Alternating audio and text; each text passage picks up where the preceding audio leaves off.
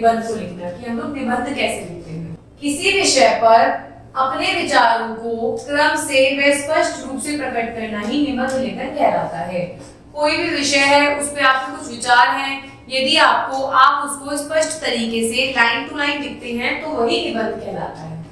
यहाँ कुछ निबंध दिए जा रहे हैं, उन्हें ध्यानपूर्वक पढ़िए। अब हम पढ़ेंगे कुछ निबंध कि किस तरीके से निबंधों को लिखा जाता है। पहला विषय है परिश्रम का महत्व। प्रत्येक मनुष्य चाहता है कि वह धनवान बने, उसके पास सभी सुख सुविधाएं हों तथा सब उसका आदर करें। ऐसा केवल तभी हो सकता है जब व्यक्ति खूब परिश्रम करे। परिश्रम अर्थात मेहनत। जो लोग आलसी होते हैं वे तरह तरह से काम को टालते रहते हैं। इस कारण वे हर क्षेत्र में पिछड़े रहते हैं, जबकि परिश्रमी व्यक्ति को सब कुछ प्राप्त हो जाता है। क्योंकि जो मेहनत करने वाला आदमी होता है वो कभी भी नहीं घबराता, मेहनत से वो हमेशा मेहनत करके सब चीजों को हासिल कर लेता है। किसान के परिश्रम से ही अन्न उपजता है। डॉक्टर हो या इंजीनियर, अध्यापक हो या विद्यार्थी, सभी को परिश्रम करना पड़ता है। आप जानते हैं यदि डॉक्टर अपनी पढ़ाई को परिश्रम से नहीं करेंगे तो क्या वो डॉक्टर बन पाएंगे? विद्यार्थी अपनी पढ़ाई नहीं करेंगे तो क्या क्लास में अव्वल आ पाएंगे? बिल्कुल भी नहीं आ पाएंगे। यदि अध्यापिका पढ़ेंगी नहीं तो क्या आपको पढ़ा पाएंगी? मनुष्य ही नहीं वरन पशु पक्षियों को भी परिश्रम करने से ही भोजन मिलता है।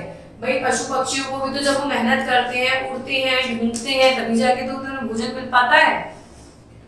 वह चाहे चिड़िया जैसा छोटा प्राणी हो या शेर जैसा जंगल का राजा, सभी को अपना प्रबंधन स्वयं करना पड़ता है। भाई ऐसा तो नहीं है कि वो शेर है तो उसे कोई खाना ला जाके दे देता होगा, उसे भी तो शिकार करना पड़ता है, मेहनत करनी पड़ती है। मेहनत से जी चुराने वाले को कभी कोई सफलता नहीं मिलती। अतः सदा परिश्रम करते रहना सभी के लिए अति आवश्यक है। बिना परिश्रम करे हम कुछ भी अपने जीवन में हासिल नहीं कर सकते। नेक्स्ट पढ़ते हैं बेटा देश प्रेम विषय। हम भारतवासी हैं, हमें हमारा देश बहुत प्यारा है। अपने देश से हम बहुत कुछ पाते हैं।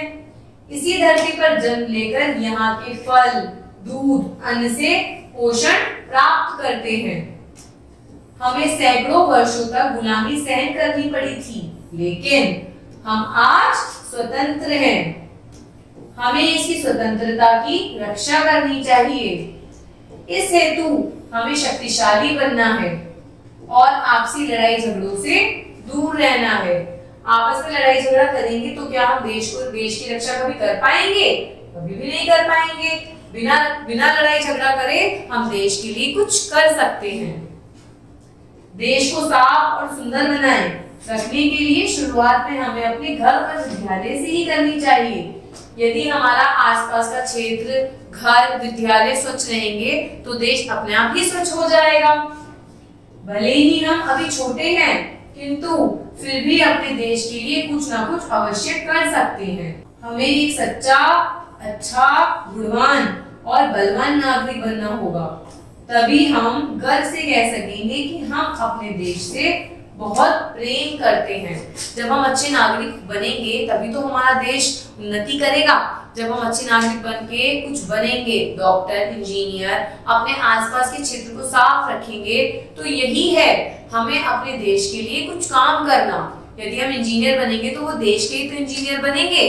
तो हमें हमेशा अपने आसपास के एरिया को स्वच्छ रखना चाहिए, जो कि हमारे देश का ही एरिया है, और हमें हमेशा मेहनत करके एक बलवान, एक अच्छा नागरिक बनना है, ताकि सब नागरिक देश के अच्छे हो पाए और देश के लिए कुछ कर पाए।